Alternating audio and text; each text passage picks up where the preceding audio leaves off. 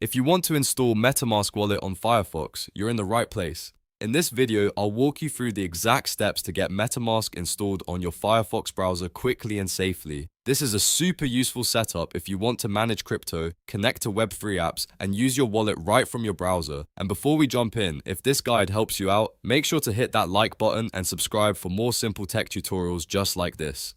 Alright, let's get started. First, open Firefox on your computer. Once Firefox is open, go to the official MetaMask add-on page. Make sure you're using the official page so you avoid fake downloads or unsafe copies. This is really important anytime you're installing a crypto wallet extension. On the MetaMask page, look for the option that says Get MetaMask and click it. After that, select Firefox. Since we're installing it specifically for the Firefox browser, you should now be taken to the Firefox add-on listing for MetaMask. From here, click Add to for Firefox. Firefox will then show a confirmation prompt asking for permission to install the extension. Take a second to review it and then click Add to confirm. Once you do that, Firefox will begin installing MetaMask automatically. In just a few moments, the extension should be added to your browser and you'll be ready to start setting up your wallet.